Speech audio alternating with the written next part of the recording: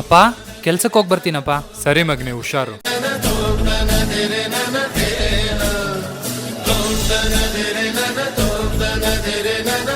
Sir delivery. ನಿಮ್ಮ ಅಪ್ಪಗ office ಕೆಲಸ ಅನ್ಬಿಟ್ಟು ಡೆಲಿವರಿ ಮಾಡ್ತಿದ್ಯಲ್ಲೋ. ಅಂಕಲ್ ಅಪ್ಪಗೆ ಹೇಳ್ಬೇಡಿ ಅಂಕಲ್ ಪ್ಲೀಸ್. ಸರಿ ಸರಿ ಕೊಡು. ಏನ್ ಮಗ್ನೆ ಆಫೀಸ್ ಕೆಲಸ ಚೆನ್ನಾಗಾಯ್ತಾ? ಹ್ಞೂ ಅಪ್ಪ ಚೆನ್ನಾಗಾಯ್ತು. ಅಂಕಲ್ ಹೇಳಿಲ್ಲ ಅನ್ಸುತ್ತೆ ಸದ್ಯ. ಹಲೋ, ಏನೋ ನಿನ್ ಮಗ ಡೆಲಿವರಿ ಕೆಲಸ ಮಾಡ್ತಿದ್ದಾನೆ, ಅಷ್ಟೇನಾ ಅವನ ಯೋಗ್ಯತೆ? ಡೆಲಿವರಿ ಕೆಲಸ ಮಾಡಿದ್ರೆ ಏನಾಯ್ತು? ಯಾರ ಮನೆ ಕಳ್ತನ ದರೋಡೆ ಮಾಡ್ತಿಲ್ಲ ತಾನೆ? ಕಷ್ಟಪಟ್ಟು ದುಡಿತಾ ಇದ್ದಾನೆ. ನಿನ್ ಮಗ ಪರೋಡಿಗಳ ಜೊತೆ ಊರ್ ಸುತ್ತಾ ಇದ್ದಾನೆ, ಅವ್ನ್ ಸರಿ ಮಾಡು ಫಸ್ಟು. ನನ್ ಮಗನ್ ಬಗ್ಗೆ ಮಾತಾಡ್ತಾನೆ.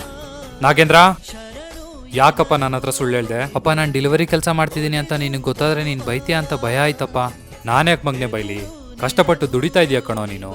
ನಿನ್ ಮೇಲೆ ನನಗೆ ಗರ್ವ ಇದೆ. ಯಾವುದೇ ಕೆಲಸ ಚಿಕ್ಕದು ದೊಡ್ಡದು ಅಂತ ಬರಲ್ಲ ಮಗನೆ.